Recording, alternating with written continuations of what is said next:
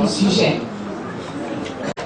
Nous allons inviter humblement notre imam Diko, le président du Haut Conseil islamique du Mali, à nous édifier sur ce sujet. Je vous remercie. أعوذ بالله السميع العليم من الشيطان الرجيم. بسم الله الرحمن الرحيم. الحمد لله الذي هدانا لهذا وما كنا لنهتدي لولا أن هدانا الله. صلى الله وسلم وبارك على سيدنا ونبينا محمد وآله الطيبين الطاهرين وصحابته البررة الكرام ومن تبعهم بإحسان إلى يوم الدين. وبعد، السلام عليكم ورحمة الله وبركاته.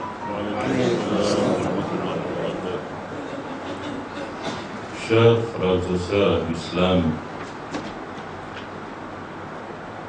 après avoir remercié Allah le Tout-Puissant, le Créateur, qui nous a permis d'être là ensemble aujourd'hui, et demander que sa grâce soit sur le prince des envoyés Mohammed sallallahu alayhi wa sallam, sa noble famille, ses compagnons. Je vous salue par la salutation de la paix. Assalamu alaikum wa rahmatullahi wa barakatuh. Je demande votre indulgence parce que je ne suis pas performant dans le protocole. S'il arrive que j'oublie ou que je saute ici et là, je demande vraiment votre indulgence pour cela. Salutations à monsieur le représentant du Conseil supérieur de l'Islam au Gabon, son Excellence l'ambassadeur du Mali, la présidente de l'association des femmes musulmanes maliennes au Gabon, éminente personnalité, imam érudit, représentant tout protocole accepté. Comme je vous ai dit, je ne suis pas performant dans le protocole. Donc je demande vraiment votre indulgence. Le sujet qui nous réunit ici est un sujet important. Il s'agit de la paix. La paix, c'est l'alpha et l'oméga de l'islam. La paix, c'est le début. C'est vraiment le milieu. Et c'est la fin. La paix est extrêmement importante. Et l'islam en a fait son essence. L'essence même de cet islam dont on se réclame, qui est d'abord al-istislam, la soumission totale à Dieu, accepter qu'il n'y a point de divinité qu'Allah, nous soumet à cette exigence de la paix, de vivre en paix, de vivre en communion, de vivre ensemble. Nous allons certainement diviser notre thème en quelques séquences.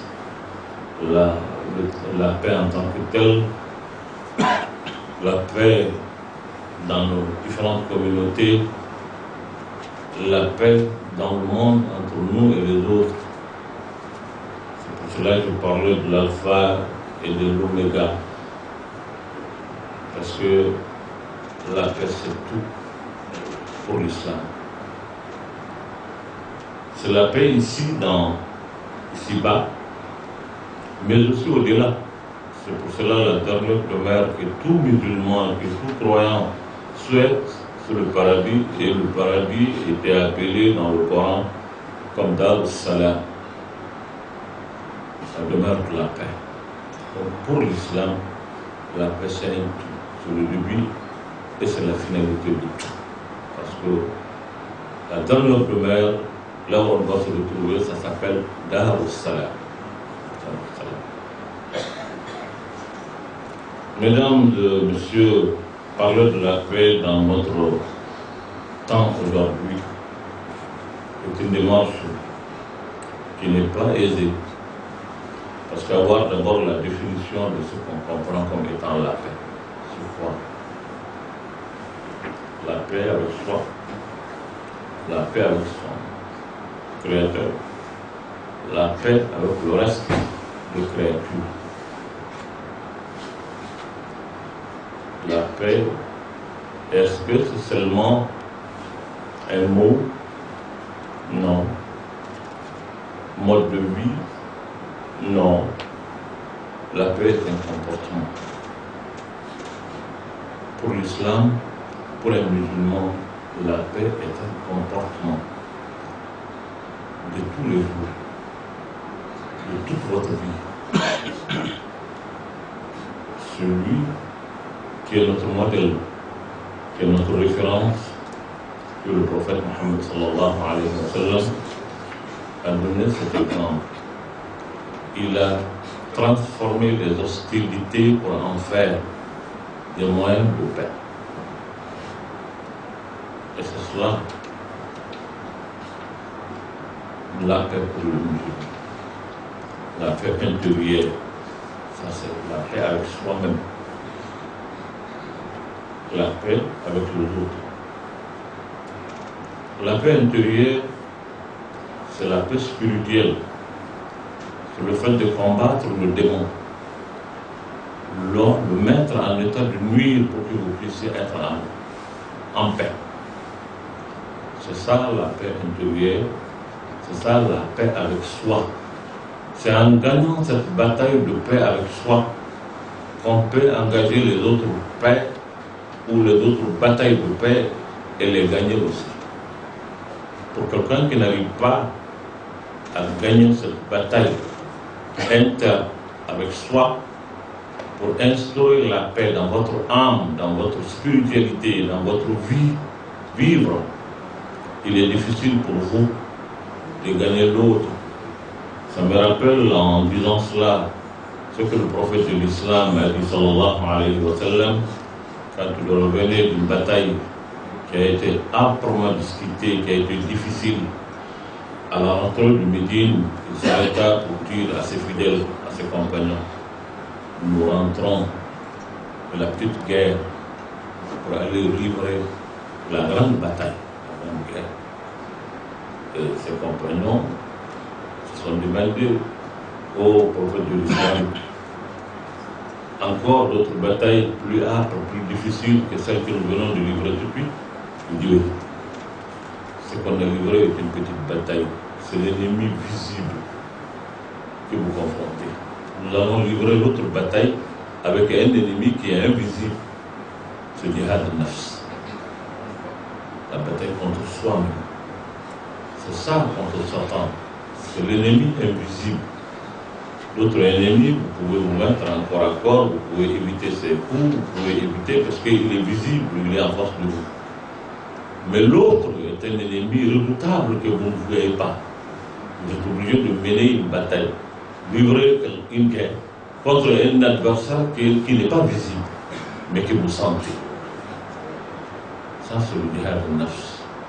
Pour gagner la paix, il faut d'abord commencer par gagner cette paix intérieure, cette bataille contre le démon, contre soi-même. C'est ça la grande bataille. Et c'est la bataille la plus redoutable.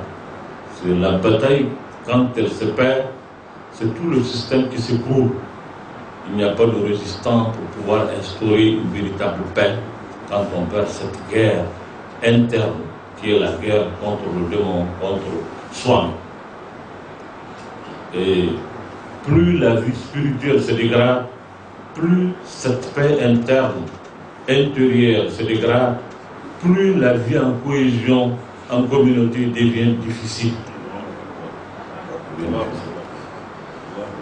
Et aujourd'hui, si le monde est en train de vivre une crise, c'est bien cette crise spirituelle, cette guerre interne que nous devrons mener et gagner pour instaurer la paix avec nous-mêmes et ensuite répandre la paix entre les créatures. Répandre la paix. C'est ça qui donne le sens à un hadith authentique du prophète de l'islam sallallahu alayhi wa sallam quand il dit لن تدخلوا الجنة حتى تؤمنوا ولن تؤمنوا حتى تحابوا ألا أدلكم على شيء إذا فعلتموه تحاببتم أفشوا السلام بينكم إذا فعلتموه تحاببتم أفشوا السلام بينكم السلام بينكم. Alors c'est salam que le prophète nous demande, parce que dans le sens des hadiths authentiques, le prophète alayhi salam, quand il dit à ses disciples que vous ne pouvez pas accéder au salut final que le paradis si vous n'êtes pas des bons croyants. Bon croyant, quelqu'un qui a de la conviction réelle. Et cette conviction réelle, vous ne pouvez pas l'avoir si vous ne vous aimez pas les uns des autres. Et il interroge en leur disant Ala adullukum ala shay'in idha fa'altumuhu tahabbtum. La chose que vous pouvez faire qui aura comme conséquence l'amour et l'estime réciproque entre vous.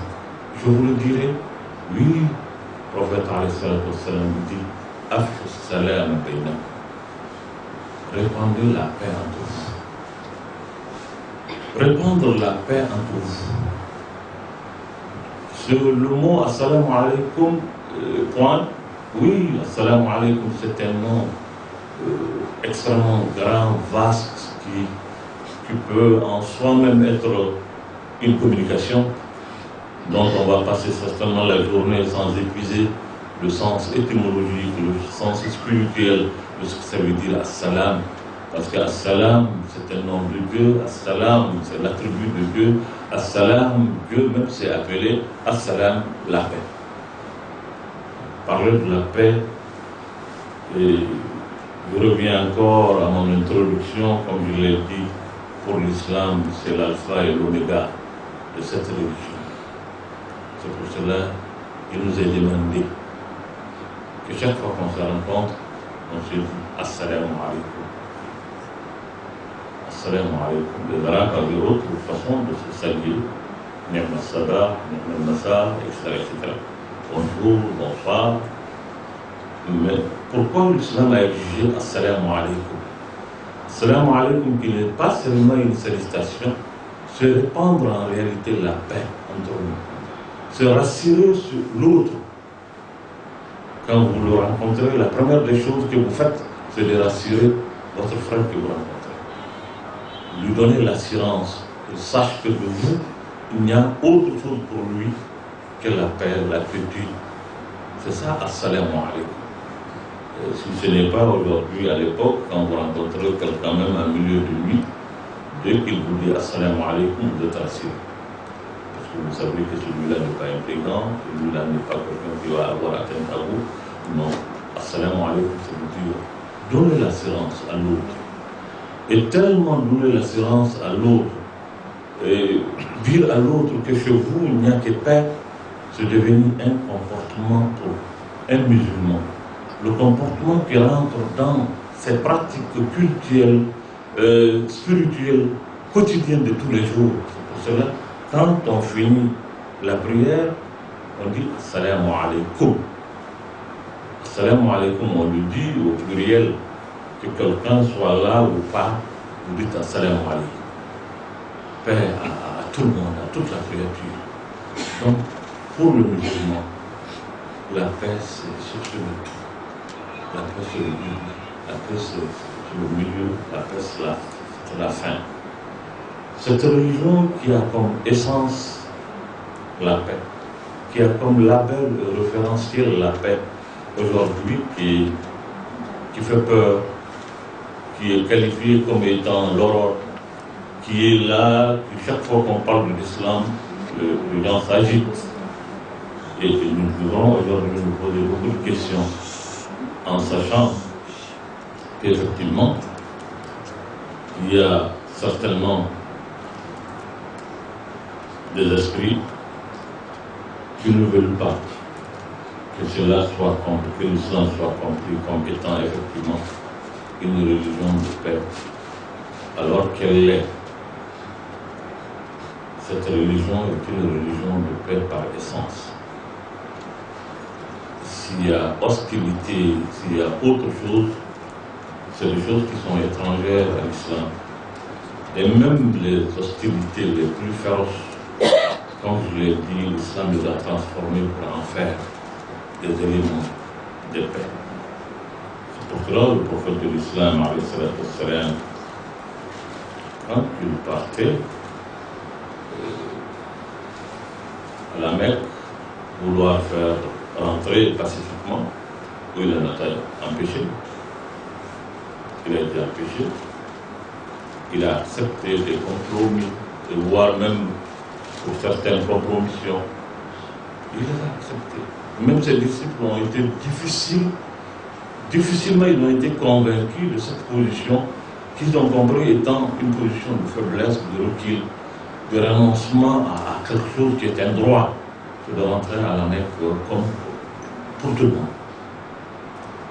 Mais le prophète de l'islam a renoncé à rentrer à la Mecque par la violence. La Mecque qui est sa ville natale, la Mecque qui est sa ville, ce sont ses grands-pères qui sont les propriétaires de la Mecque. Mais ce droit-là, il a refusé pour renoncer tout simplement à la violence pendant que ses disciples étaient là en train de s'interroger et lui demander pourquoi nous renoncions à ce droit, pourquoi on ne rentre pas, pourquoi. Il dit non, on ne rentre pas, on retourne. Et c'est ce retour en réalité qui l'a transformé en victoire. Et quand il est revenu, la seconde fois où il est venu en victorieux, il a mis tout le monde sur la place publique et ensuite il a posé cette question célèbre qui est dit sur les minarets de mosquées à travers le monde des millions de fois.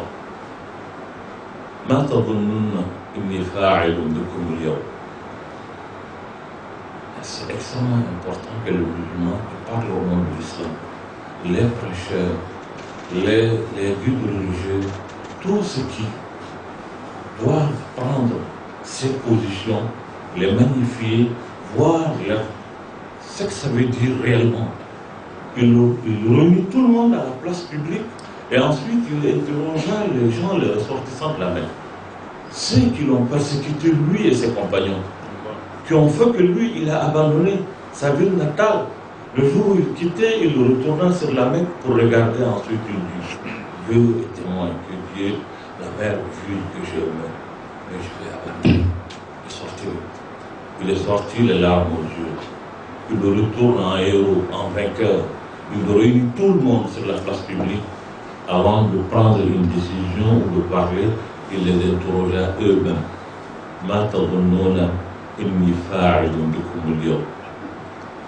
Qu'est-ce que vous pensez que moi je ferai de vous aujourd'hui? Ce qu'ils ont fait eux, ils le savent. Ils l'ont persécuté.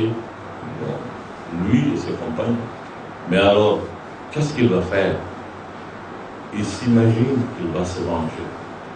Peut-être qu'il va tuer les gens en série. Peut-être qu'il va les humilier.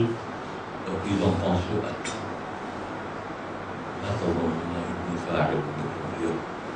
Qu'est-ce que vous pensez qu'il va faire? Mais cette interrogation n'est pas seulement adressée à ceux qui étaient là présents. C'est une interrogation qui est adressée à nous. Qu'est-ce que tu feras de tes ennemis quand tu auras la force? Quand tu pourras vraiment te venger? Quand c'est toi qui as le dessus? Tu vas les décimer? Non. Ce n'est pas l'enseignement du Père que votre prophète nous a enseigné. Ce qu'il nous a enseigné, c'est de pardonner quand vous pouvez. C'est pour cela il pose la question, et quelqu'un, les gens étaient silencieux, personne ne répondait, parce que personne n'a la réponse. Il y a un vieux sage qui s'est levé, qui s'est dressé tout droit envers le prophète alayhi salam. Il dit Akhun Karim, Ibn Akhun Karim. Akhun Karim, Ibn Akhun Karim. Allahumma salli ala Rasulillah. Akhun Karim. Vous savez, c'est ça en vérité la paix, que ce soit pour vous un label, référentiel, un comportement, ou même vos adversaires les plus féroces savent que vous êtes un homme de paix. Quand vous agissez, c'est la paix. Donc c'est quelqu'un qui quitte ce milieu pour s'adresser, pour lui dire Akhou Karim, vous êtes un frère aimable, le fils d'un frère aimable, qui en réalité ne répond jamais le mal par le mal. C'est reconnu en eux, qui étaient ses adversaires, qu'il ne répond jamais le mal par le mal. Non, il ne le fait pas. Dieu n'a pas accepté qu'il le fasse. Et même quand il a eu des moments où il s'est interrogé, est-ce que ce mal-là, il faut que je le paye par le mal? Je lui ai dit non, tu ne le fais pas. Parce que tu es là pour la paix. Tu reprends la paix, tu donnes la paix. Pour cela, il a dit à ces gens-là, quand le monsieur lui a parlé, tu es un frère, généreux, fils d'un frère, généreux, il dit Idhabu fa'antum tulaqa. Idhabu fa'antum tulaqa. Il aurait été quelqu'un d'autre, on va au moins mettre des conditionnalités. Vous allez partir main. Il n'y a pas eu de main.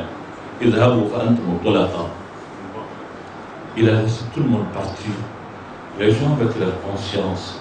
Donc, ce qui était hostilité, qui était adversité, il l'a transformé en outil de paix.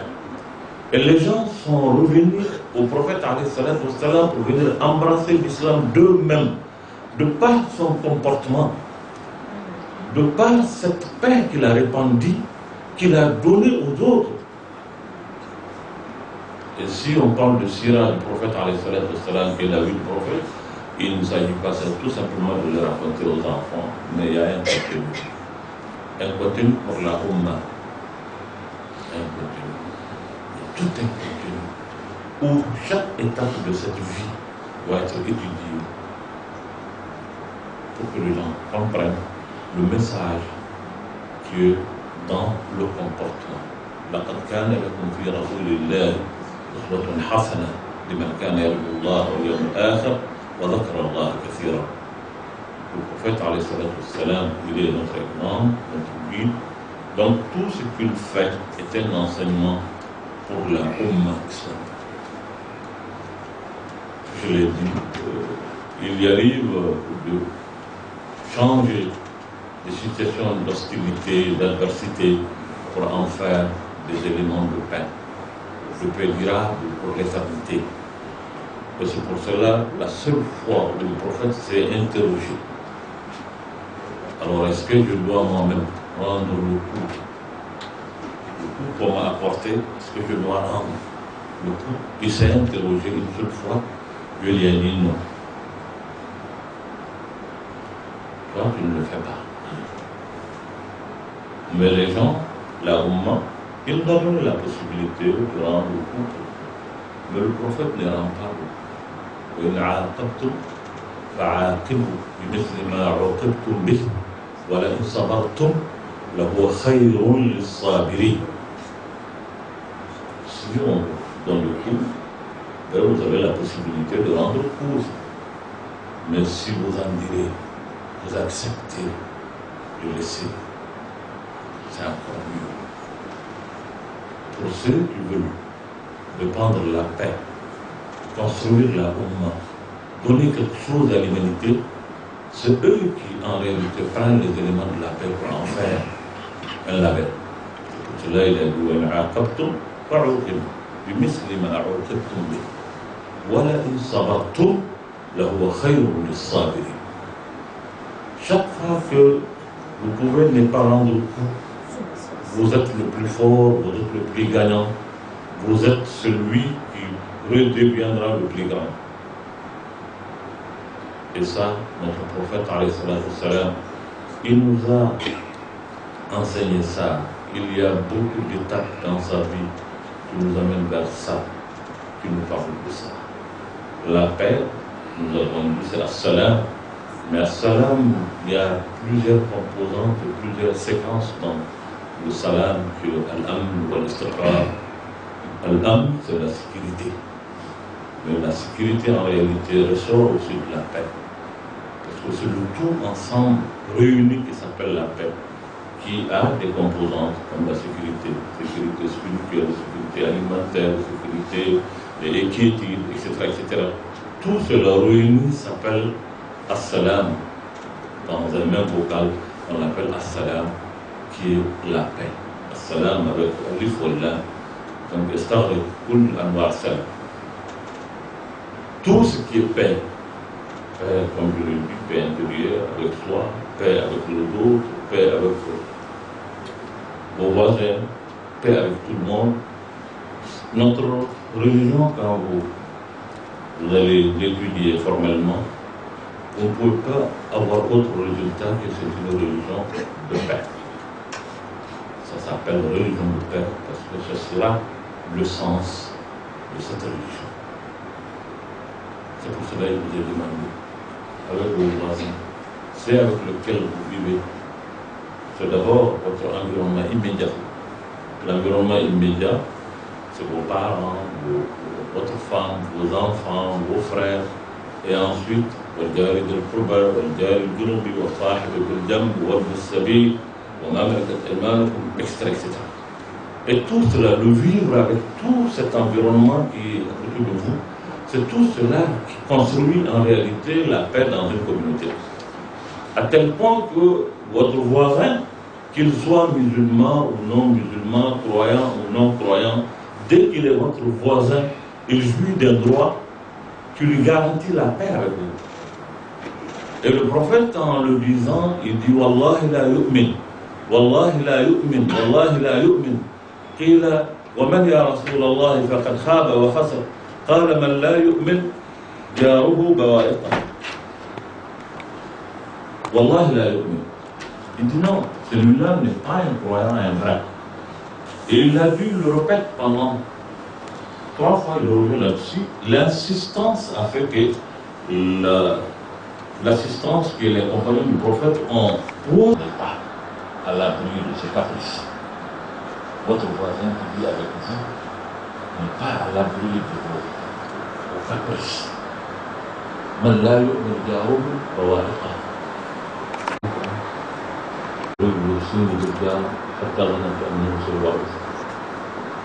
Jibril n'a cessé de me recommander que votre voisin a un droit. Quand c'est le voisinage qui a un tel droit, circonstanciel, parce que ce sont des maisons dans un quartier.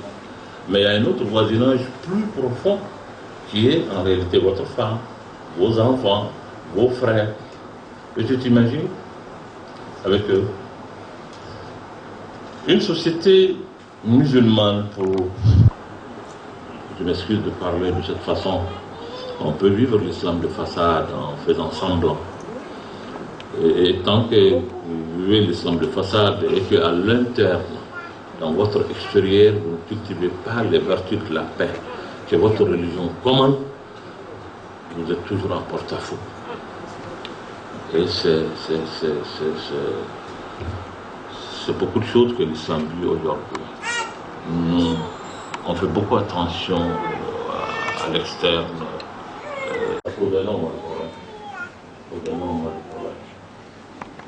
De la paix, sont des caractéristiques de notre religion. Il fait qu'en réalité, un religieux, de pouvoir faire face à la diversité. Tout cela est possible quand vous avez cette intérieure. Et c'est pour cela, tout ce qui entend les actes qu'on dit, la médisance, le hassad, le nifaq, c'est à l'intérieur. Pour cela, c'est banni parce que ça souille un peu votre spiritualité, votre paix intérieure. C'est pour bannir son haram. الحسد والنفاق والرياء والكبراء والعجب وما إلى ذلك. C'est des choses qui ne sont pas extrêmes. C'est à l'intérieur. Il faut les combattre parce que ça même. Pour cela, l'islam a condamné toutes ces pratiques pour dire que pour qu'un homme soit un grand homme de la paix intérieure, c'est cette paix intérieure qu'on peut répandre maintenant pour le reste, avec nos voisins, avec les frères, avec les gosses, et à tel point que vous le connaissez ou vous ne le connaissez pas. Ici, il est taxeur de ce qu'on entend ici et là.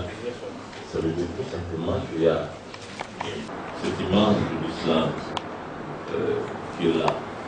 Parce qu'il y a là aussi on fait face à cela aujourd'hui dans ce monde-là.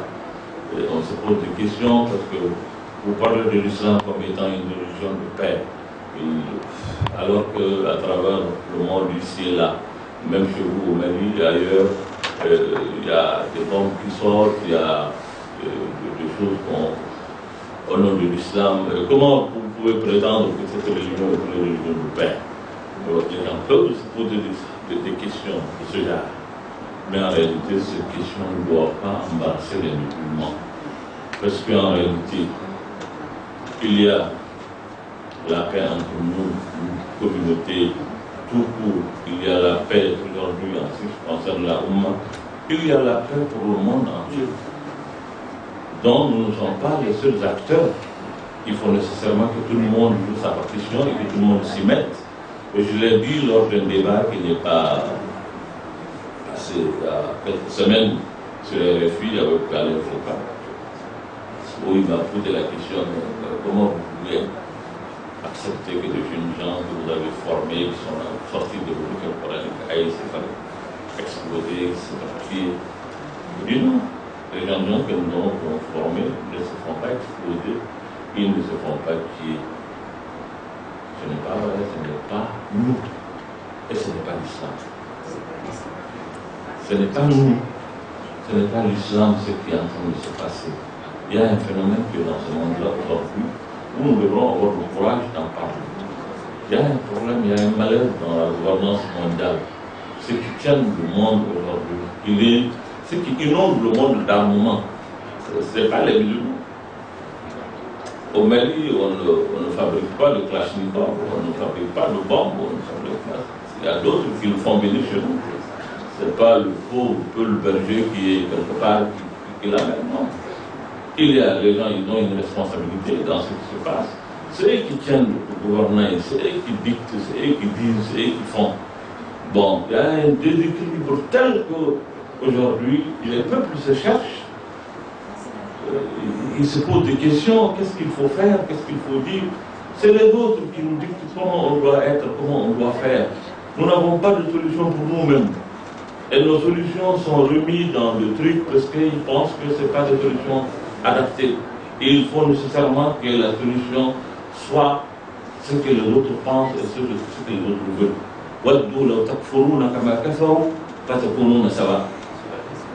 Comme ils sont, il faut que vous soyez comme ça.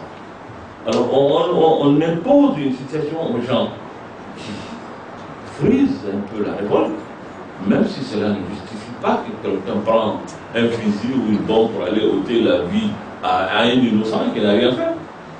Rien ne justifie ça. Ça, rien ne peut justifier qu'on prenne une bombe ou un fusil pour aller tuer un innocent et noter la vie. Alors, vous n'avez rien fait. Non. Ça, le Coran est formel là-dessus.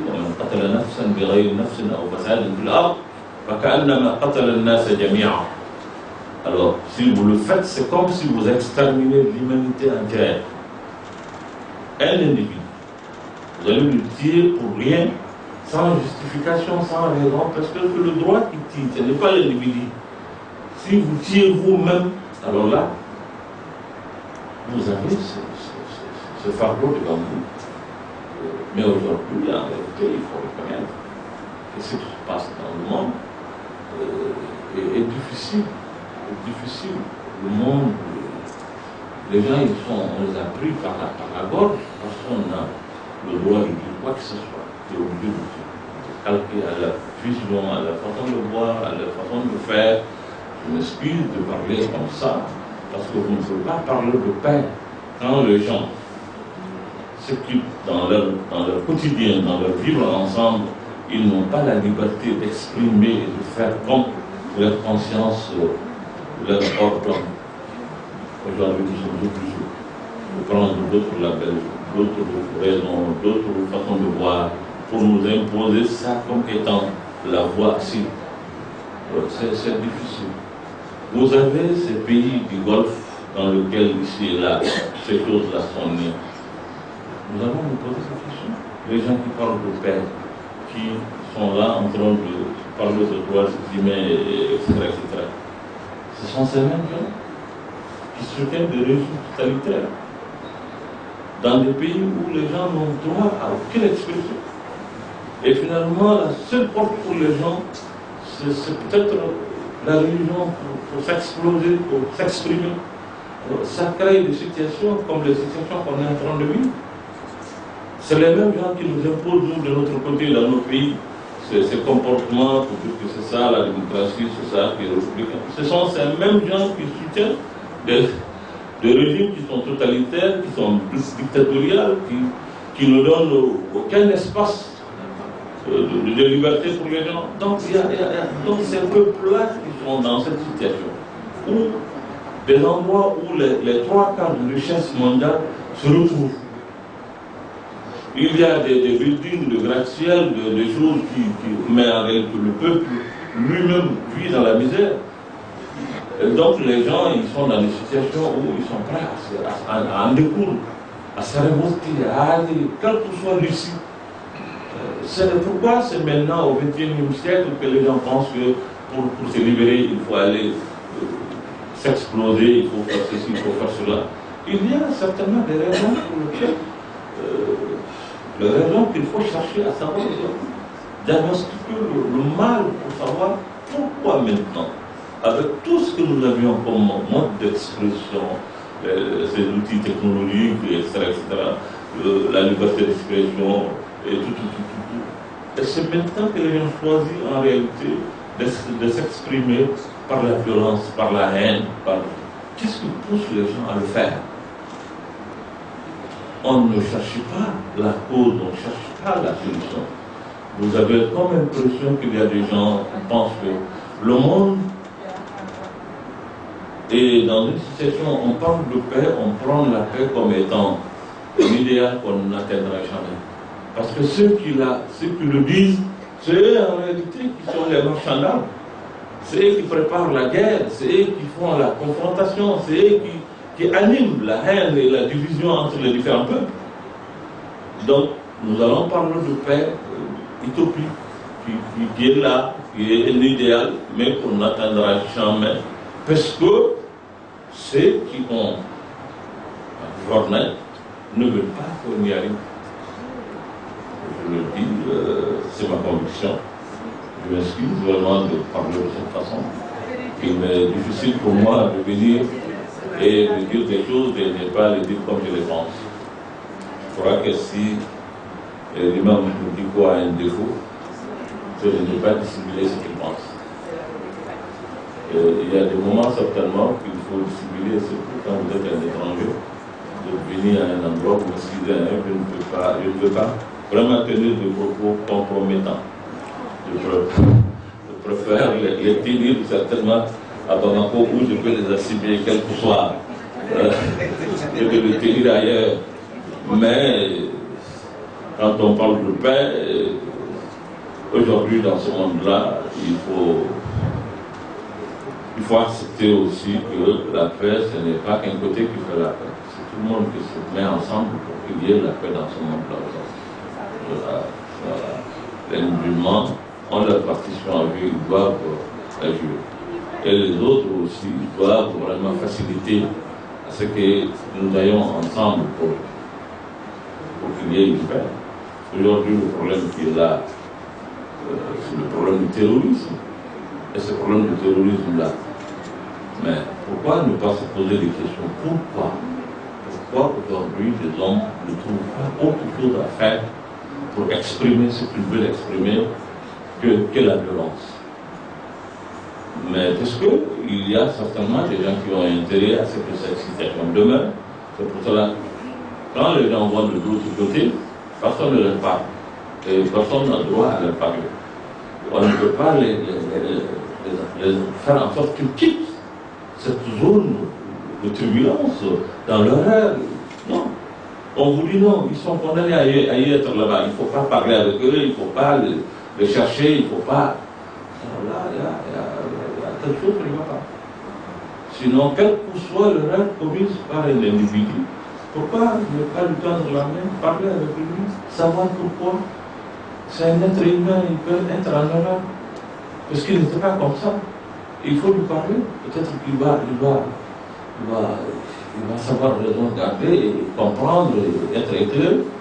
Mais si on vous interdit même de parler avec quelqu'un dès qu'il rentre dans cette situation, peut-être qu'il y a des gens aussi qui veulent que cette situation, des non-paix, de tout le temps, guerre, hostilité, il y a des gens qui veulent que ça demeure éternellement.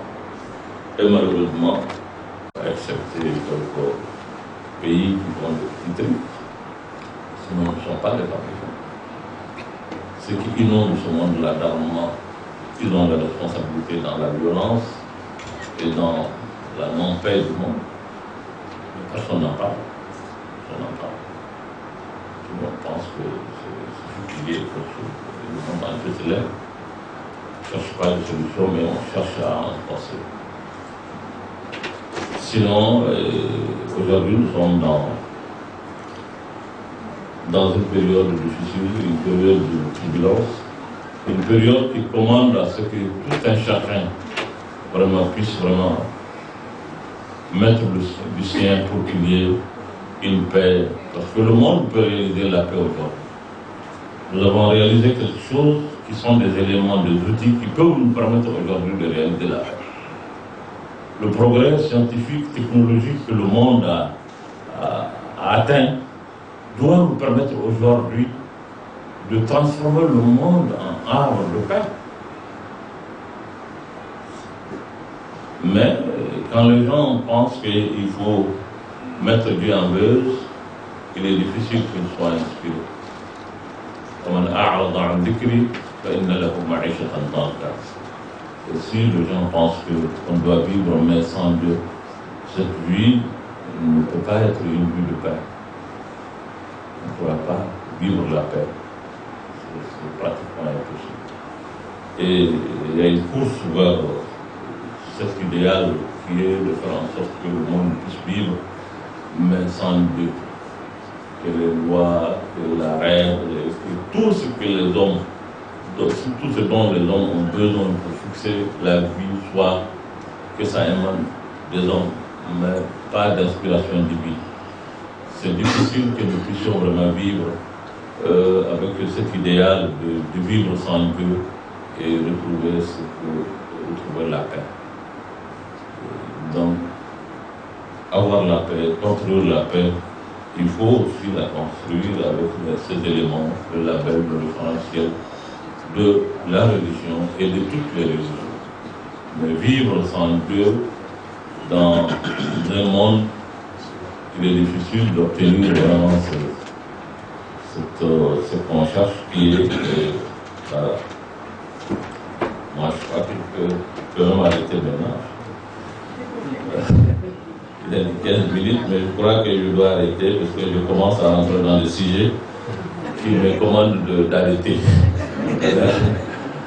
15 minutes, je ne sais pas. Donc, comme Allah ta'ala alayhi wa salli ala Muhammad sallallahu alayhi wa sallam al-Islam alhamdulillah ka moom an anda bala o ye lafiya adamadenw ni ɲɔgɔn cɛ sigiɲɔgɔnw ni ɲɔgɔn cɛ o bɛ se ka silamɛya ye mun fɔ a la a jɔyɔrɔ ye jumɛn ye o lafiya in silamɛya yɛrɛ n'i y'a ta a daminɛ n'a laban a bɛ min ɲini adamaden fɛ o ye lafiya ye ani kisi ye ani hɛrɛ. Silamɛya donkan a n'a donda a belebele dɔ ye k'a f'i ɲɛna assalamu alaikum. Assalamu kɔrɔ ye Ala ka kisi k'i kan. O tuma silamɛya a tilala k'a fɔ an ɲɛna ni i bɔra diɲɛ na i laban yɔrɔ la n'i bɛ sabati yɔrɔ min o welela kuranɛ in kɔnɔ ko daaru salaam kɔrɔ ye kisi so. o kuma kisi ni silamɛya lafiya ni basigi ni silamɛya fɛnw do tɛ se k'a faranfasiya k'a bɔ ɲɔgɔn na kɛ silamɛya y'o de silamɛya y'o de nka o kisi ani lafiya in ani hakilisigi in a bɛ daminɛ hadamaden ni i yɛrɛ kun de cɛ fɔlɔ i yɛrɛ kun ni maa min ma se ka kisi kɛ a n'a yɛrɛ kun cɛ a tɛ se ka kisi sabati ani maa wɛrɛw cɛ n'i ma se ka lafiya kɛ i n'i yɛrɛ kun cɛ i tɛ se ka lafiya sabati i ni maa tɔw cɛ o de la anw ka kira alayhi salatu wassalam maa min n'a bɔra kɛlɛyɔrɔ la kɛlɛ in kun gɛlɛyara kafiriw ni silamɛw cɛ kosɛbɛ u bɛna don Madina waati min kira y'i jɔ dugu donda fɛ sallallahu alayhi wa sallam a ko maaw ma sisan an bɔra kɛlɛ fitinin yɔrɔ la an bɛna don kɛlɛba la sahabaw y'a ɲininka kɛlɛba wɛrɛ min ka bon ni an ka pamuruw ni tamaw ni fɛnw ta ani kafiriw ka ɲɔgɔn faga a ko kɛlɛ min bɛ yen sisan o ye yɛrɛkun kɛlɛ ka i ni kɛlɛ o kɛlɛ in ni n'a ma ɲɛ maa min bolo kɛlɛ dɔ in tɛ ɲɛ i bolo hadamaden pour que i ka dilan i ka maa wɛrɛ dilan i ka kɛ diɲɛ ma sababu ɲuman ye a tɛ ɲɛ fo ni i yɛrɛ dusukun i yɛrɛ kun i ka se ka o kɛlɛ in i ka a gaɲɛ o kɔrɔ ye i ka se ka se sɔrɔ i yɛrɛ kun kan besɔngɔniyaw hasidiyaw nafigiyaw yɛrɛ yiraw fɛn wɛrɛw o minnu tɛ fɛn wɛrɛ ye a tɛ yiriw mɛ a bɛ dusukun de la silamɛya ye nin bɛɛ kɔn parce que a kɔnkun ye jumɛn ye a bɛ hadamaden kɛlɛ min n'i b'o kɛ i n'i yɛrɛ kun cɛ fɛn min bɛ kɛlɛ in tiɲɛ i bolo o ye nin jogo ninnu de ye n'i ser'o la siga si t'a la i bɛ kɛ maaba ye nka o maa sera k'a yɛrɛ kun ka nin jogo ninnu kɛlɛ ka bɔ i dusukun na ka hasidiya bɔ a la ka ɲɛngoya bɔ a la ka yɛrɛ yirandiya bɔ a la o n'a ɲɔgɔnna ko minnu n'olu de bɛ hadamadenya tiɲɛ n'i ser'o la i bɛ kɛ maa ye maa min bɛ kɛ maaba ye o tigilamɔgɔ de bɛ se ka kisi n'o ye labɛn ye i bɛ se ka k'i yɛrɛ kan i bɛ se k'a se maa wɛrɛ ma nka ni maa min i yɛrɛ kun na i ma se o la a ka gɛlɛn i ka se ka bɔ k'i bɛ maa wɛrɛ dilan ka lafiya di maa wɛrɛ ma ka hakili sigi di maa wɛrɛ ma k'a sɔrɔ i yɛrɛ kun na i ma se ka hakili sigi di i yɛrɛ o kuma ninnu de faralen bɛ ɲɔgɔn kan k'a fɔ k'a dɔn k'a fɔ ko lafiya ye fɛnba ye nka lafiya in bɛ daminɛ i yɛrɛ kun de la a bɛ sɔrɔ ka bɔ ka se i sigiɲɔgɔnw ma ka se i kokɛɲɔgɔnw ma ka se i furuɲɔgɔnw ma ka se maa wɛrɛw ma o sen fɛ an nana ni kuma ye kuma min ni a sabatira alakira yɔrɔ sallallahu alayhi wa sallam n'o ye k'a jira hadamaden i tɛ kɛ mumini ye fo ka taa sɔrɔ i sigiɲɔgɔn ye maa min ye o bɛ kisi i yɛrɛ kun ka tɔɔrɔ ma sigiɲɔgɔn in o ye maa min a ka to gundo bɛ ɲɔgɔn kan kuma tɛ maa ma ye ni maa min bɛ balo ɲɔgɔn kan n'o y'i furuɲɔgɔn ni denw ni balimaw ye ni e ka tɔɔrɔ ma se ka bɔ o tigilamɔgɔw kan a ka gɛlɛn e ka se ka i ka tɔɔrɔ a ka kisi ka bɔ maa wɛrɛw tɔɔrɔ ma silamɛya bɛ nin bɛɛ lajɛlen ɲini an fɛ n'an b'a fɛ an ka se ka kisi ka a cari mɔgɔw ni ɲɔgɔn cɛ f'a k'a daminɛ an yɛrɛ kun na don dɔ la kira y'a fɔ sahabaw ye a ko k'a tɛ don alijana kɔnɔ f'a ka limaniya a tɛ limaniya f'a ka ɲɔgɔn kanu yala n tɛ fɛn f'aw ye fɛn min n'a y'a kɛ aw bɛ se ka ɲɔgɔn kanu wa sahabaw ko n'an ma k'u ma kuma aw bɛ furuli n'o ye kisi k'o cari an ni ɲɔgɔn cɛ ka hɛrɛ cari an ni ɲɔgɔn cɛ ka ɲɔgɔn kanu cari an ni ɲɔgɔn cɛ o de b'a to limaniya bɛ sabati a dusukun na o de b'a to fana a bɛ kɛ alijanaden ye ya Rabbi Ala k'an bɛɛ lajɛlen kɛ alijanadenw n'o bɔra la o ye kuma wɛrɛw o ye diɲɛ kumaw ye diɲɛ kuma ninnu o ye maaw bɛ fɛn de ɲini an fɛ o tɛ min ɲini u yɛrɛ ni silamɛya tɔgɔ fɔra dɔn ni binkani fɔra yɔrɔ o yɔrɔ diɲɛ kɔnɔ ni kojugu fɔra yɔrɔ o yɔrɔ diɲɛ kɔnɔ maaw hakili bɛ taa fɛn fɔlɔ min na k'o ye silamɛya ye o silamɛya min ni Ala y'a dabɔ a kama k'a kɛ lafiya ni hɛrɛ diinɛ ye k'a ɲini k'o yɛlɛmɛ bi k'o kɛ jatigɛ ni binkani diinɛ ye o min filɛ nin ye fo kuma ka k'o kan o fana ka faamu ko in fɛn dɔw bɛ yen kuma ka gɛlɛya a ka ca maaw fana de bɛ diɲɛ kɔnɔ minnu ko lafiya ni hakilisigi ni ɲumanya a b'olu de bolo olu ta don n'olu y'a fɔ cogo min na ni maa min y'a kɛ ten o de ye hɛrɛ ye o de ye lafiya ye ni maa min y'o fɔngɔ ɲɔgɔnya o kuma o ye fɛn wɛrɛ ye o min fana filɛ nin ye o ye hégémonie min n'u b'a ɲini k'a bila silamɛya kan ka mɔgɔw bila diyagoya jɔnya kɔnɔ i hakili ta k'i yɛrɛ ye ka diinɛ ko ta i tɛ se k'o kɛ i danbe b'i wele nin mɛ i tɛ se k'o kɛ wajibi don f'i ka sɔn o ta in ma dama o fana ni min ko ko n tɛ si n ta ye nin ye n tɛ si nin na o n ta yɛrɛ dugutigi ta y'a ka dugu ye nka n tɛ si nin na o t'a yɛrɛ o mɔgɔw fana bɛ yen o voilà mɔgɔw fana bɛ yen dugutigi ta y'a ka dugu ye mɛ mɔgɔw bɛ yen n tɛ si nin na o t'a yɛrɛ o tigilamɔgɔw bɛ yen olu minnu bɛ diɲɛ kɔnɔ o fana ye ko wɛrɛ de ye parce que diɲɛ fana degunnen don maa ninnu bolo n'o tɛ an bɛ fɛn min na anw silamɛ jamanaw tɛ marifa dilan an tɛ bɔbu dilan an tɛ avion dilan an tɛ fɛn wɛrɛ dilan anw ka jamanaw falen bɛ marifaw ni bɔbu ni fɛnw na a bɛ bɔ min maa minnu b'o suru an kan o tigilamɔgɔw ko k'olu niyɔrɔ t'a la e b'a fɛ kɛlɛ k'a dabila fɛn min bɛ kɛlɛ nɔgɔya don o don i b'o suru ka na mɔgɔw kan il fana ye min fɔ i ma tiɲɛ fɔ bon o la ko don fɔliw ka gɛlɛn tuma dɔw la vraiment mɔgɔ b'i daminɛ i kana na ko se mɔgɔw ma voilà a ye dunanw ye ne yɛrɛ ye dunan ye n'an daminɛ ka na ko s'aw ma a ko nɔgɔya n'an yɛrɛ bɛ so an bɛ se k'a fɔ cogo min ka d'an ye ni min bɛ k'an na o ye k'an na ye bon o tɛ problème ye mais n'i nana yɔrɔ wɛrɛ la i yɛrɛ minɛ donc a ko ninnu b'o cogo de la a minɛ y'a bi ala a ka yafa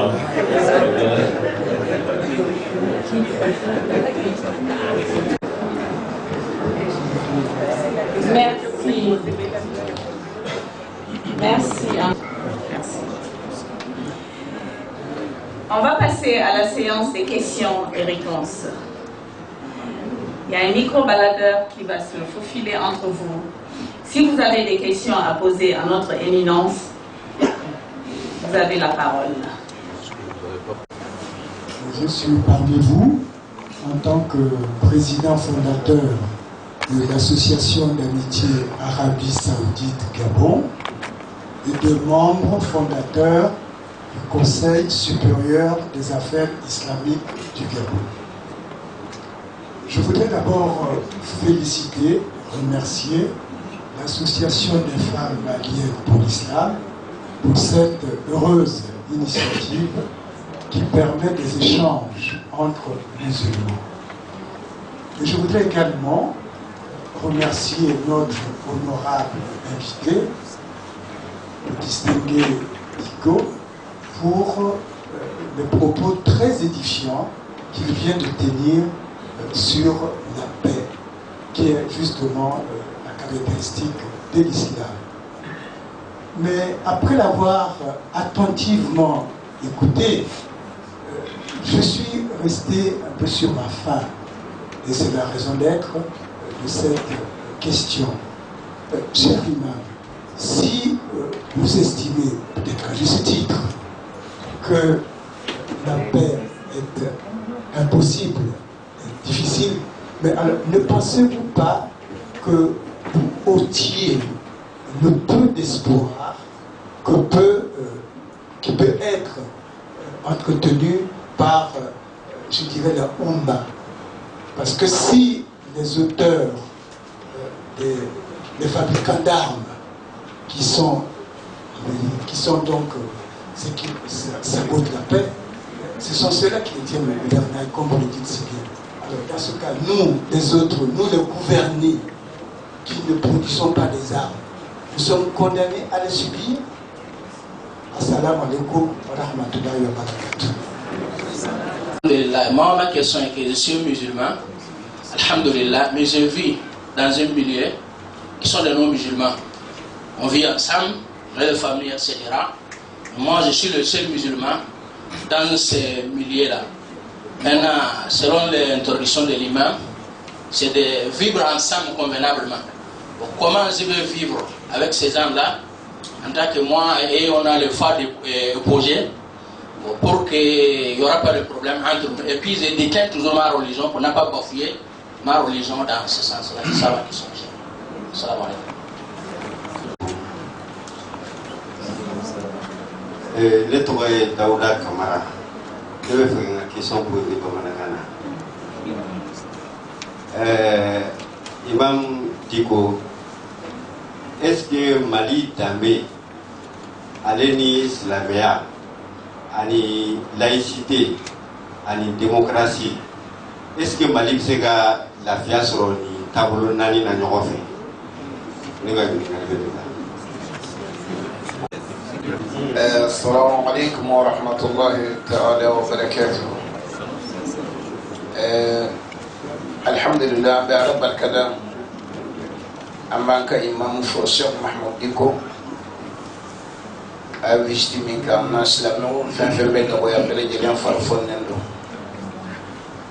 أيلي جارمني يا ربي على كبركة وعمنا نو بوري نتوي آدم كيتا نائب الإمام أوكالا أمير مني إمام بولو جورو من بيالا إسلاميات ولا أكاتشري من نكا نينغالي بفهم منكا كونيسا ما دون نبي عليه أما الإسلام يموي ما الإسلام يابل لحظة من نبي إسلامو تشرنندو تاچو كلن الإسلام يالا نيه مالي على جولا من بمانن كان يرتا دي بمينكي أو دنيا كدينا يموي أم بموندي كيسيسان برو إسلامو كدون داكلا فيك أبو داكلا في مالا مناني يموي مسكا نيوان فامو أم بسكا تاسترج ما فيك وحيرا بسرعة على جمانا كنو ni dun ni jamana na bisika nya na manya to yore ala kasabu mali islamau kan uti men islamia kuma kachanga jamana kon fembe fo Allah men mandi ni yakunu na je kana bila je fendo be fo mal kono non tunte ni da souvent ita de ba ke to mi nyeji bi bo ko gelara men no bay ala ya rabbi ala kan ko ya. Assalamu alaikum wa rahmatullahi wa barakatuh. On a association a créé un conseil supérieur de Barak et Nyon fait. Nous devons faire que au bas fond, il y a un Barak et Nyon fait. Nous devons faire qu'un bon système, on a quelque chose ambiant. Mais on devait faire un jamana pour fana, un joro kayo pour fana. On devait faire quelque chose de système. Pour que on se affilié Mali Conseil supérieur islamique fana. Quelle question?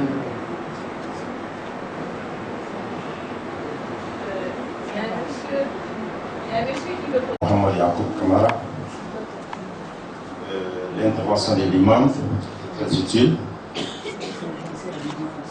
Mais je vais demander par sa permission de lui poser la question.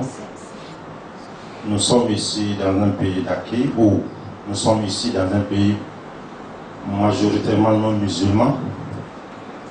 Et par rapport à son intervention, il s'est beaucoup apaisanti sur la paix interne. Mais il a émis des soucis par rapport à la paix mondiale, puisque ceux qui gouvernent le monde rendent la tâche très compliquée, difficile.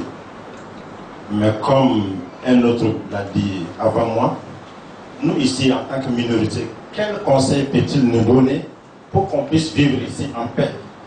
Et qu'est-ce qu'il peut donner comme conseil à la communauté musulmane sur le plan international pour qu'on puisse vivre en paix avec le reste du monde malgré cette difficulté?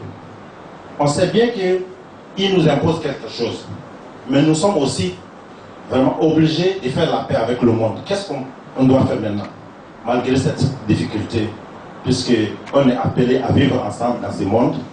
Malgré cette difficulté, qu'est-ce que nous devons faire ici? Qu'est-ce que nous devons faire sur le plan international en tant que communauté musulmane pour vivre en paix dans ce bas monde? Pour imposer, je dirais, pour imposer la paix dans le monde. Salam alaikum wa rahmatullahi wa barakatuh. J'avais des questions, mais le prédécesseur a posé la même question que moi.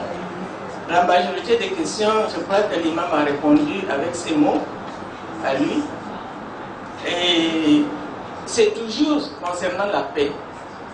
Et je voudrais poser la question à l'imam, comment faire,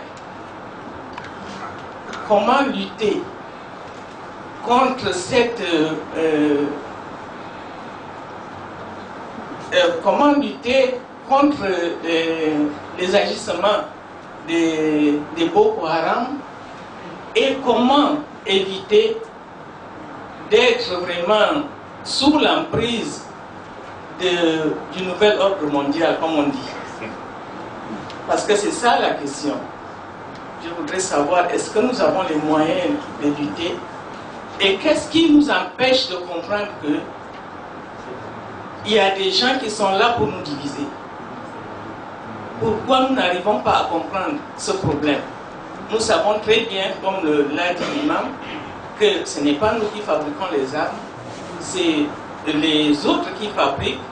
Nous achetons les armes au lieu de soigner nos enfants, au lieu de construire des écoles ou des hôpitaux. Cet argent, c'est pour tuer notre communauté. Et c'est surtout ces gens-là qui se disent musulmans qui tuent les autres musulmans. C'est toujours les musulmans qui subissent. Mais qu'est-ce qu'on doit faire pour éviter ce nouvel ordre mondial? Je n'ai pas peur de le dire parce que c'est ça. Merci. Moi, j'attire l'attention d'abord par rapport à la paix. Quand on parle de la paix, nous avons mis l'accent sur la paix et la sécurité entre les communautés. Combien même nous savons que dans notre communauté, entre nous-mêmes, il y a des problèmes. Si déjà entre les musulmans, nous-mêmes nous faisons la guerre, je comprends mal comment on va d'abord mettre un accent sur la paix, la sécurité entre les communautés. Je vais parler un peu de cas des femmes. Aujourd'hui, nous enregistrons beaucoup de cas de violence dans la communauté, des divorces, et tout ceci ne met pas la femme en sécurité. La femme musulmane n'a pas vraiment un plateau où elle peut se plaindre parce que dans la communauté, on dit toujours la femme n'a pas droit à la parole, la femme ne doit pas élever la voix. Donc du coup, les femmes ne sont pas en sécurité, mais elles ne trouvent pas le cadre de s'exprimer. Donc moi, ma question est de savoir si est-ce que nous devons mettre un accent sur la paix et la sécurité entre les communautés ou de régler d'abord des problèmes au sein de notre propre communauté. Merci. Merci, chère sœur, Mme Kondula. Salam alaikum, Jamal. Salam alaikum, Imam Diko. Imam Diko, nous savons que vous êtes polyglotte. Donc, vous avez compris toutes les questions qui vous ont été adressées. Nous reprenons juste pour la formalisation. Monsieur Poussou, notre frère Poussou, qui est un des fondateurs du Conseil supérieur des affaires islamiques, trouve qu'il est un peu resté sur sa faim, dans la mesure où il se demande si nous devons toujours supporter ces personnes, ces forces extérieures qui viennent nous vendre les armes, la violence, et que nous ne devons pas y répondre. Alors nous restons toujours passifs face à ce qu'ils importent chez nous, face à cette violence qu'ils suscitent, comme vous l'avez dit, dans votre propre intervention. Le deuxième intervenant, il dit qu'il est le seul musulman dans son environnement, peut-être dans son quartier, et que des fois les pratiques ne sont pas les mêmes, si j'ose un peu amplifier ce qu'il veut dire. Comment faire pour vivre en harmonie avec ses voisins, avec d'autres confessions, qui ne sont pas des confessions musulmanes, qui ont d'autres pratiques? Comment faire pour supporter et s'intégrer dans un milieu, en fait, si j'ose aller au-delà de ce qu'il veut penser? Troisième intervenant, imam, vous avez saisi, c'est M. Daouda Kamara, qui se demande si les valeurs du Mali, la laïcité, tout ce que nous sommes en fait, nos coutumes, peuvent coexister avec la situation actuelle. Est-ce que être musulman au Mali peut aller de pair avec nos valeurs, nos coutumes. C'est un peu ça, c'est sa pensée. Si c'est pas ça, il va réintervenir. Le quatrième intervenant, M. Adama Keita, l'imam d'Okala, qui a beaucoup apprécié votre intervention et qui pense que vous devez continuer dans la voie dans laquelle vous êtes engagé. Maintenant, il se demande comment en faire entrer les musulmans par la même porte. Comment harmoniser nos points de vue? Grande question. Madame Diawara, qui est la secrétaire générale de l'AFNI, a comme souci de voir l'AFNI intégrer le Haut Conseil malien. Parce qu'après tout, les membres de l'AFNI sont des Maliens en terre gabonaise. Est-ce que l'association va uniquement rester dépendante du Conseil supérieur des affaires islamiques au Gabon, dont nous sommes vraiment fiers d'être des membres des affiliés, mais également quand même avoir ce double statut, étant malien, une fois que nous sommes rentrés pendant la retraite ou si nous rentrons, que nous puissions continuer un peu à intégrer ou à mener des activités au Mali. Monsieur Mahmoud Yacoub Kamara, il vous demande, lui aussi, comment vivre, quels sont les conseils que vous pouvez prodiguer aux uns aux autres pour vivre en harmonie avec son environnement. Je pense que cette question a été indirectement posée. Et comment s'intégrer dans le monde sans s'afficher, sans avoir de particularité, c'est-à-dire sans être indexé comme musulman, avec des pratiques assez particulières selon l'environnement. Excusez-moi. Le septième intervenant a demandé comment justement la dame, une question très importante et pertinente, elle est indignée par le comportement de Boko Haram. Elle est indignée par le fait que ce sont nos propres frères qui commettent de ces violences dans nos mosquées, dans notre milieu, que nous sommes nous-mêmes les auteurs de ces pratiques violentes. Comment faire pour lutter contre nos frères qui sont chez nous? Nous ne savons pas pourquoi ils agissent ainsi.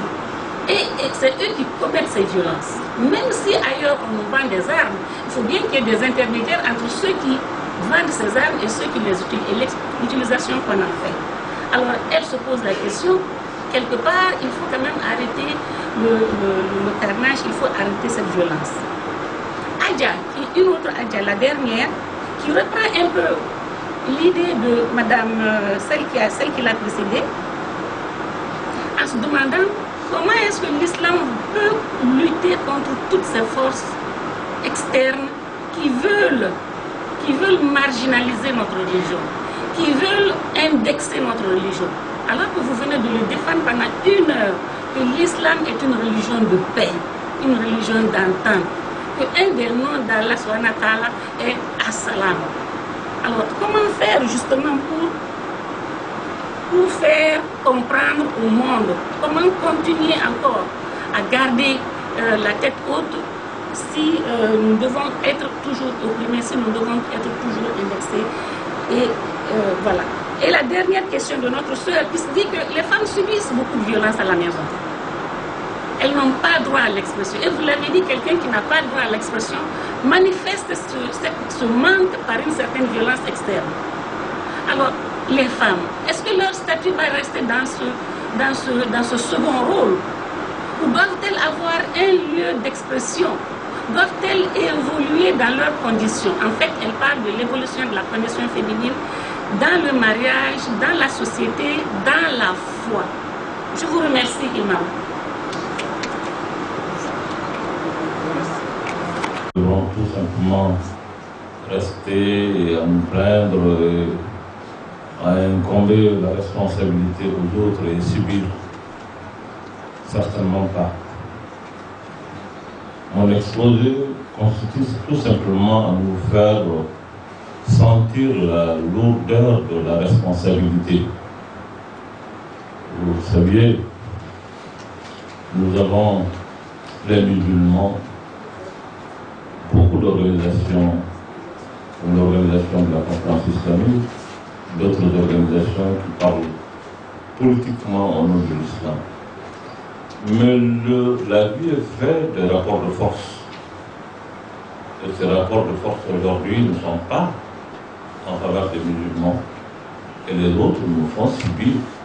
C'est une réalité qui est là, auquel on doit faire face en tant que musulmans. Et surtout l'élite musulmane doit intégrer ça. Pour parvenir, pour certainement arriver à renverser la tendance, il va falloir certainement que le musulman, partout où ils sont, l'élite, doit s'intéresser à la vie de la communauté, à la vie du pays. Parce que pour pouvoir avoir droit au chapitre au niveau de la communauté et au niveau du pays, c'est ce qui vous donne droit aussi au niveau de la Oumma. Le problème que nous avions au niveau de la Oumma, c'est un problème très sérieux, vous le savez, la conférence islamique existe, il y a un secrétariat général qui vit, mais est-ce que nos musulmans qui sont là, les citoyens lambda musulmans, c'est même que cet instrument-là existe? Les musulmans sont opprimés un peu partout dans le monde, mais vous n'entendez jamais une condamnation, une prise de position de ces différentes organisations qui sont censées aujourd'hui représenter la Oumma islamique. Ça veut dire que politiquement, il y a des choses qui ne clochent pas. Si le problème de Boko Haram, comme quelqu'un l'a souligné, est un problème extrêmement important, la solution doit être cherchée au sein de la Oumma islamique. Est-ce que la Oumma s'est mise ensemble au moins une fois pour étudier ce phénomène, pour chercher des solutions internes d'abord? C'est les autres qui nous dictent même dans ça la solution, l'approche, la façon de faire. Et ça, parler de la paix dans ça, ce n'est pas utopique, mais dire aux gens que nous avons les instruments aujourd'hui pour faire la paix, pour imposer la paix, alors que cette réalité est là, serait vraiment parler dans le vide. Pour cela, il y a ce que nous pouvons faire en tant qu'individu, en tant que communauté restreinte. Il y a ce que nous ne pouvons pas faire nous seuls. On le fera avec les autres, pourvu que les autres aussi aient une volonté de faire la paix. Parce que parler de la paix, en faire un idéal, sans utiliser les instruments réels de la paix, font d'eux. Parce qu'aujourd'hui, le problème de paix réside, comme je l'ai dit, dans un rapport de force entre les différentes nations, les différentes communautés. Et il y a aussi des intérêts par-ci, par-là, qui sont en jeu. Et si le monde musulman reste toujours un monde qui est là avec les autres, ou derrière les autres, pas avec les autres en tant que partenaire égal, je crois que parler de la paix de façon mondiale est un rôle réel pour les musulmans. Il y a beaucoup de chemin à faire pour cela. Il y a beaucoup de chemin à faire. Comme il a dit mon frère, c'est préoccupant. Nous ne devons pas subir. Je crois que c'est différent de la conférence qu'on vient de tenir. Le déplacement pour venir ici échanger avec nos frères. Ce qui se fait ailleurs dans le monde pour essayer de voir l'intelligentsia islamique aujourd'hui qui se mobilise pour essayer d'avoir droit au chapitre sont des actions qui vont participer certainement à l'éveil de la conscience de la Oumma. Pour que nous sachions que notre destin ne peut pas rester éternellement dans les mains des autres, que nous devrons nous-mêmes nous assumer. Ça, je suis parfaitement d'accord avec mon frère. Du Gabon. Le second, c'est... La seconde question. C'est le musulman, le frère musulman qui vit parmi les non-musulmans. Mais s'il vit parmi les non-musulmans, que ces non-musulmans ne lui portent pas préjudice, on ne lui empêche pas vraiment de pratiquer sa religion, les pratiques culturelles, ils peuvent le faire, on lui impose pas des choses que sa religion refuse, mais il n'y a pas de problème qu'il vit entre eux. Sauf si c'est lui-même qui, par souci de trouver un environnement plus acceptable, plus sain pour lui, décide d'aller ailleurs. Mais si cela peut poser des problèmes pour lui, et qu'entre ces gens qui sont là, qui sont ses frères, il peut vivre avec eux, qu'il ne vraiment lui demande pas de renoncer à des pratiques ou à des comportements musulmans, il n'a pas de problème, il peut vivre avec eux, il n'y a aucun problème. Là, Dieu ne nous empêche pas vraiment de vivre avec vos parents, vos proches, tant qu'ils ne vous demandent pas de renoncer à votre religion.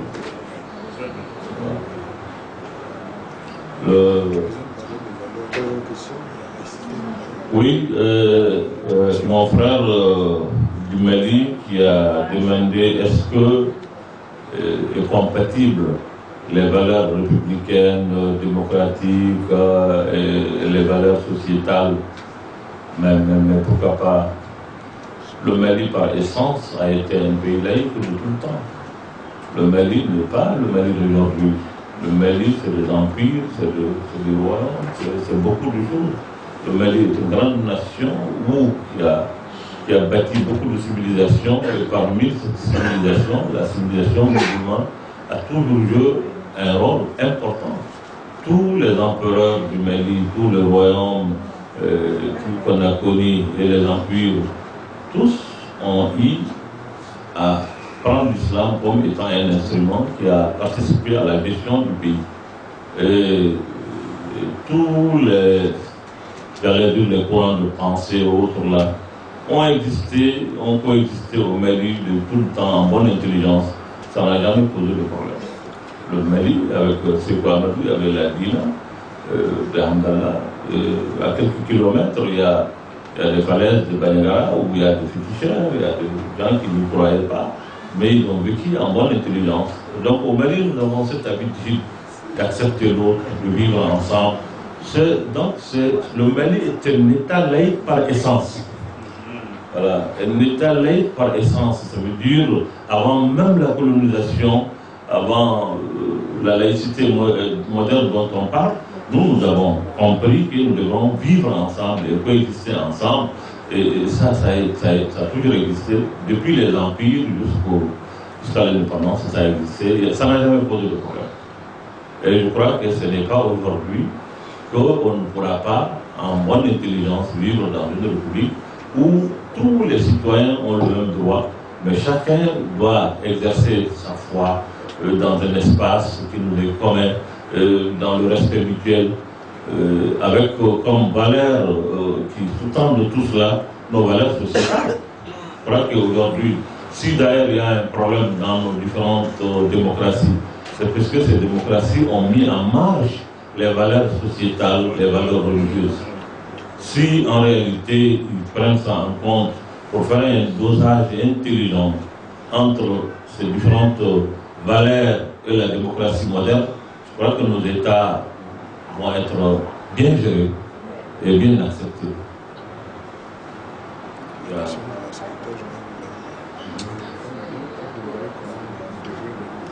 Oui, je suis très heureux d'ailleurs, je félicite encore l'association des femmes pour cette collaboration très intelligente, très réussie avec le Conseil supérieur du Gabon.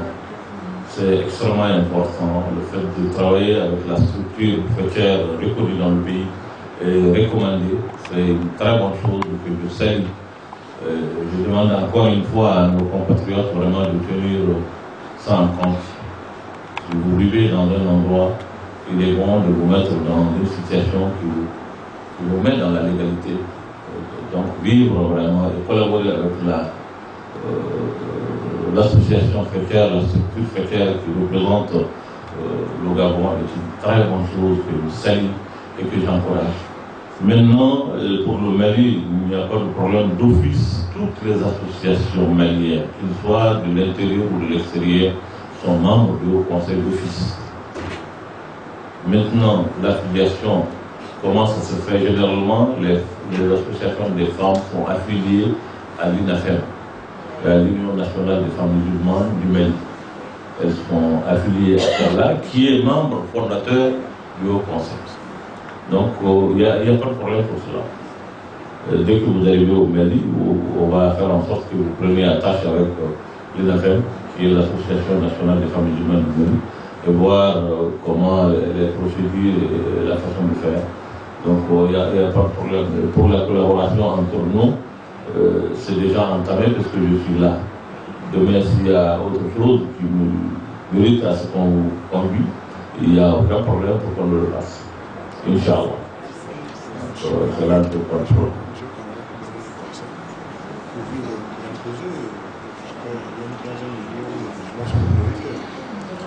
Oui, je crois que je l'ai dit dans mon exposé, la paix ne s'impose pas.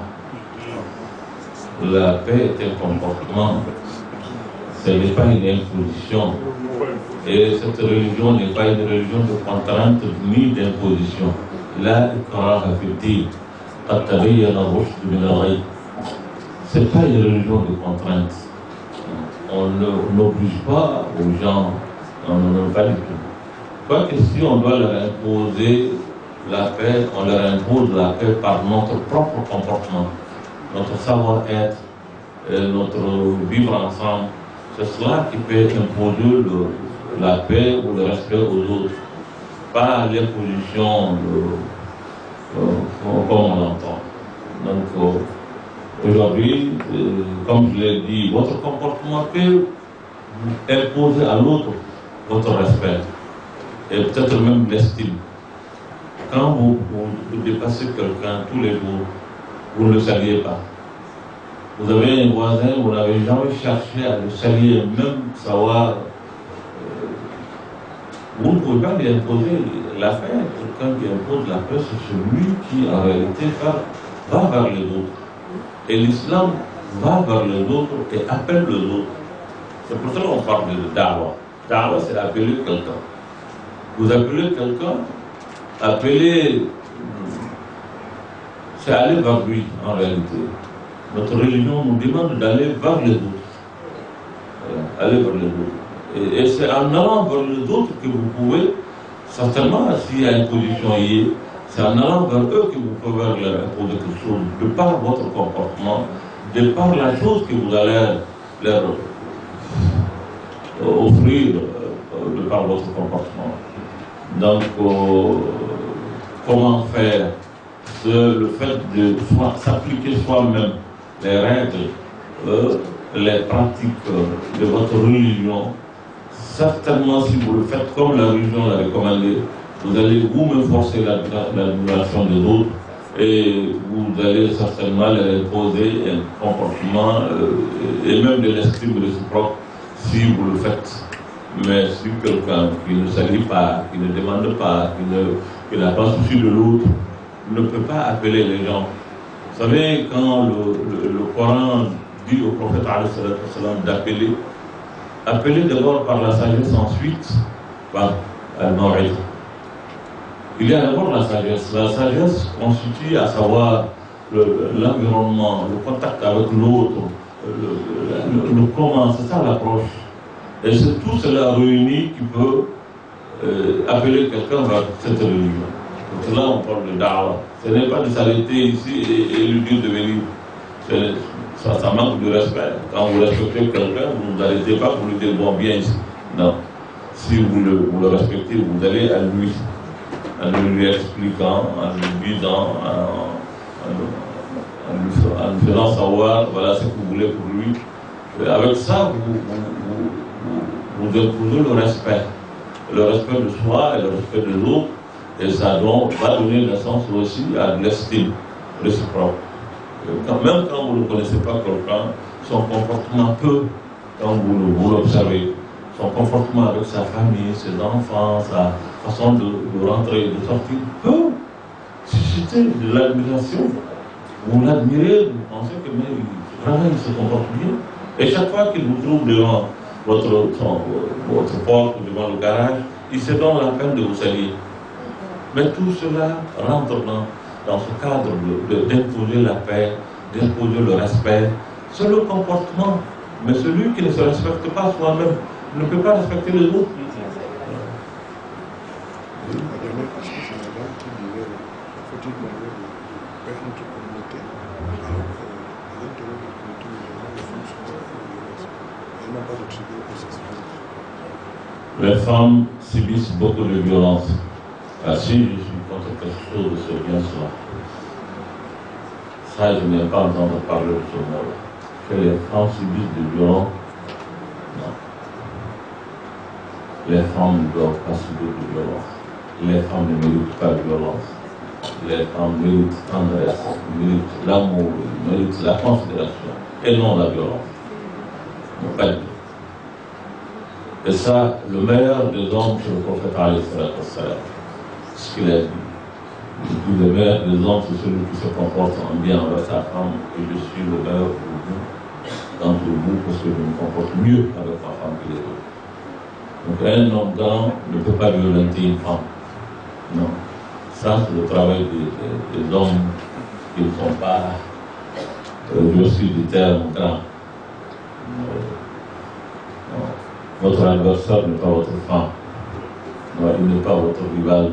Il n'est pas. Non. Votre femme, c'est votre complice dans la vie. S'il y a violence, ce n'est pas une bonne chose. Maintenant, la vie conjugale, fait de haut et de bas, ça peut exister. Vous savez, ce qu'on doit faire, s'il y a un conseil à donner aux femmes, mes sœurs, filles, c'est aussi de ne pas, dans un couple, il faut toujours éviter d'avoir en même temps de se fâcher ensemble. Donc quand l'autre là est fâché, il faut que l'autre là se mette. Voilà. Mais si vous êtes fâchés ensemble, il est difficile que vous puissiez trouver la solution. Et les femmes doivent vraiment avoir cette vie pour s'exprimer entre elles, pour s'exprimer aussi. Les hommes aussi doivent accepter d'être interpellés quand ils n'ont pas raison. Quand ils posent des actes de violence envers les femmes, il doit y avoir. Je crois que votre association est une tribune qui vous permet non seulement entre vous-même de trouver des solutions et d'arranger et de faire en sorte que les hommes soient interpellés quand ils ont des comportements de ce genre. Je souhaite vraiment que cela ne soit pas l'habitude. Il ne faut pas violenter les femmes, parce que dans les bonnes sociétés, on ne violente pas les femmes. Et la société musulmane est la meilleure des sociétés. Donc la femme ne doit pas être violentée. Il n'est pas bon. Et donc la violence pour part et d'autre, pour les femmes, ce n'est pas bon. Que les femmes aussi ne puissent pas violenter les hommes, parce que les femmes, certainement, ne violentent pas en donnant de coups de poing, mais ils vous donnent des doutes verbaux qui équivaut à des coups de poing.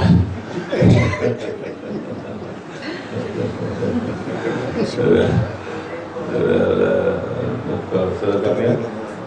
Alors, voilà, c'est la dernière question. Je ne sais pas si c'est la dernière question. Je profite vraiment encore une fois pour remercier mes sœurs, filles qui m'ont fait l'honneur de m'inviter à venir au Gabon, cette terre d'hospitalité légendaire, partager ce moment avec elle, avec vous, avec tout le monde. Je suis très heureux d'être là. Je remercie encore le Conseil supérieur. J'ai eu le privilège et l'honneur tout de suite de parler avec le président Ismaël au téléphone, qui nous a signifié et marqué toute son amitié pour vraiment cette visite. Je suis très heureux. Je profite aussi pour remercier les autorités gabonaises pour cette hospitalité, pour cet accueil chaleureux, et faire beaucoup de bénédictions pour le défunt père, le président Omar Bongo Mbimba, et son digne successeur, que le président Elhadji Ali Bongo Mbimba, de faire énormément de bénédictions, beaucoup de bénédictions pour la paix, la réussite et la quiétude de ce grand pays que nous Gabon. Ce pays qui est une terre de rencontre, où nous sommes là, je l'ai dit hier dans mon sermon, et puis toutes les nationalités africaines sont là ensemble. L'image du Gabon même symbolise l'image d'une mosquée. Tout le monde vient de toutes les nationalités et de toutes parts. Donc c'est un pays vraiment qui a beaucoup de baraka. Nous faisons beaucoup de bénédictions que la paix, la quiétude la tranquillité, la prospérité règne et enveloppe encore ce grand pays. Je vous remercie vraiment pour votre aimable attention. Assalamu alaikum wa rahmatullah.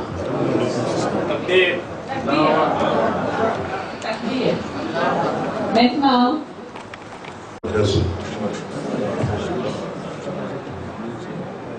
ندعو جميعا نسأل الله أن يستجيب دعواتنا، لكن قبل ذلك أشكر وأهنئ الشيخ المحاضر، فكلامه كله ممحض بالحكمة والموعظة الحسنة،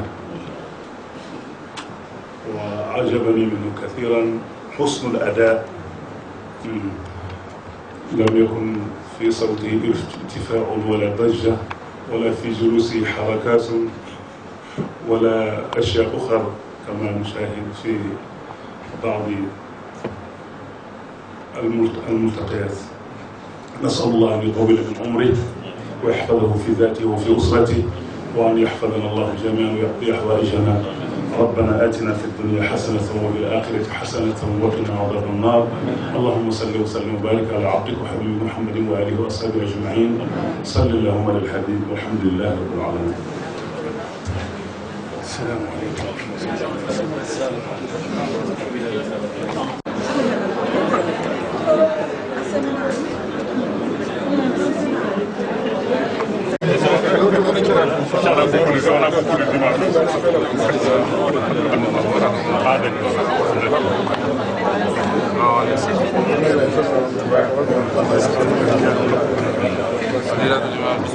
وعليكم السلام ورحمة الله. السلام عليكم.